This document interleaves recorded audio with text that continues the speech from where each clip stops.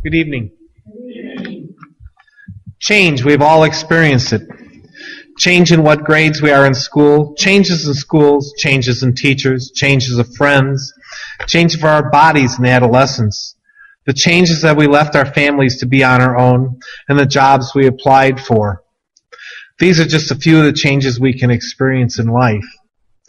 Most changes we do not have much control over, but we do have control over what we do with the change. As we changed grades in schools, we had control over how we were going to study and what friends we would make at the school. And in those changes, we also have to have faith in God, since we don't have control over a lot of the things about it. Some changes change us in ways we never expected. As many of you know, I go to Haiti on mission work. I first went to Haiti because my wife volunteered me. Even though I had no great desire to go, I decided it would not hurt me, so I agreed. Little did I know the change it would make in my life. Haiti's the poorest nation in the Western Hemisphere. Most people earn less than $300 a year. Illiteracy is 85%. Life expectancy, 55 years old. The major religion is voodooism. And I went with a group from Des Moines, Iowa, who I only knew socially. My wife had gone to Haiti with them, but I had never been there with them. And then in Miami, we met 3 people from West Virginia who none of us knew to work with us. So I hope you're getting the picture. I'm going to a place with people I've never been with. I'll not know the language. I'll not know where I'm going, what to do.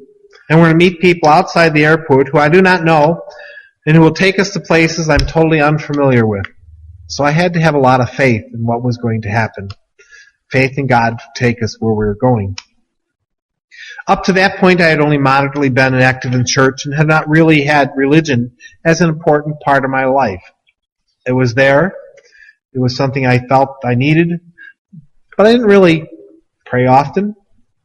It's more like the person that went to church every Sunday, did my 45 minutes on Sunday.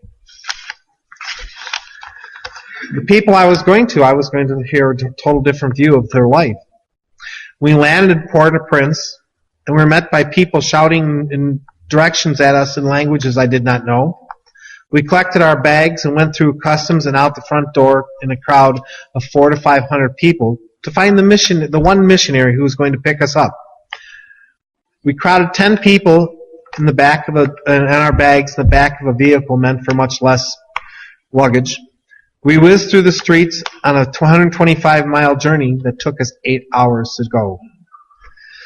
So the roads we made ours look even greater after this past winter. They were still better roads here than there were there. Cars in Haiti travel on whatever side of the road they can fit. So at times you're driving down the road with vehicles coming at you. It's quite an experience. Remember, this is also done in 90-degree weather. No air conditioning in the vehicle. We were taken out to a rural area called Bonados. Now, when I mean rural, this is rural. We come off the main road onto a dirt road, which then turns into a donkey path. We're following a river and then went through a banana plantation, through 2 streams, and then up the side of a very steep mountain. We stayed in a church that had stone walls, which was rather thin. I could actually put my fist through it, I think, if I really hit it. It had a tin roof and a dirt floor. Our bathroom was a reed hut with a log floor and a hole. I don't think I need to describe more than that. We slept on army cots. We woke every morning with at least 100 people outside of our door talking about who knows what, because we didn't understand what they were saying. The missionary set us up in a medical clinic, and we also started building the foundation for the new church. It was hot during the day, 90 degrees, high humidity. And at night it dropped down to 60 degrees, which doesn't sound too cold to you, especially right now. But imagine 60 degrees when you're used to 90 all day long, and the humidity still is high. The cold goes to the bone. We had a breakfast and we had a dinner. Lunch was mainly just snacks, because that's all the people eat there, if they eat 2 meals a day, so we didn't want to eat more than them. This was a decision.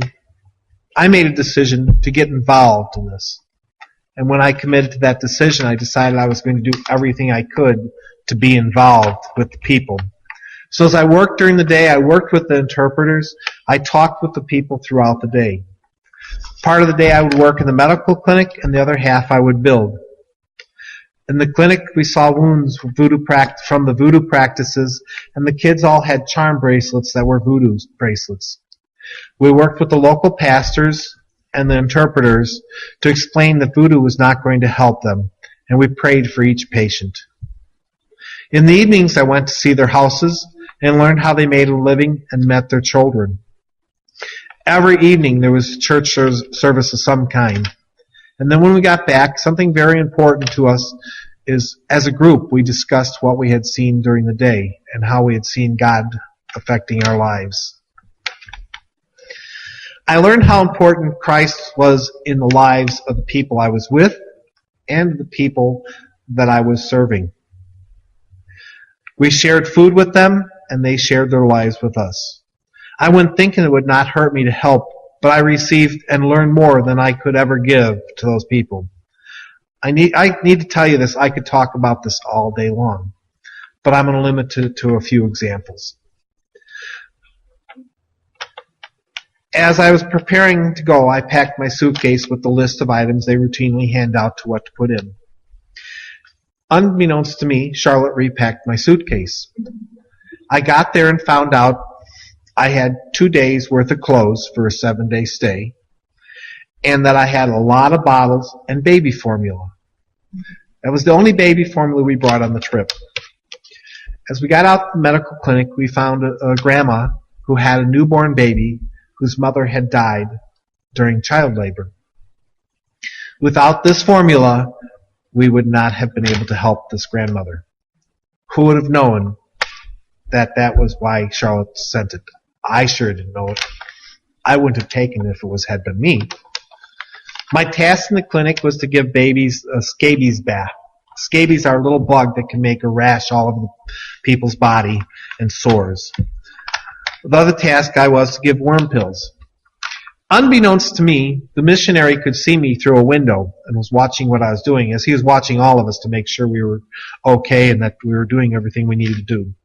He says, it looked like I was baptizing the children, and everybody I gave a worm pill, he looked like I was giving communion, because I would have them stand up, have them open their mouth, give them the worm pill and say, mashe, mashe, which chew it, and then have them open their mouth to make sure that they chewed it up. So he said it was like communion. Everybody was getting communion that day. In the end of the trip, we had money left over. We were trying to decide how to use it. Well, we found out that the teachers of the school we were at, which all churches have a school at, had not been paid for quite some time. We had the exact dollar amount that they needed to pay their teachers so they could keep on teaching. God surely had his hand in that. One more thing I want to say about this. I was another member of church at that time. They had changed pastors and really wanted nothing to do with this mission work. Out of the blue, I received a phone call from somebody I didn't know that said she had 6 bags to go to Haiti that her church had collected. She said she would not be home, but just come out to my house, open the front door, the bags will be sitting there, you can take them. When I returned, I went to the church to thank them for it. That was 14 years ago this month. I'm still here, and you have changed my life immensely.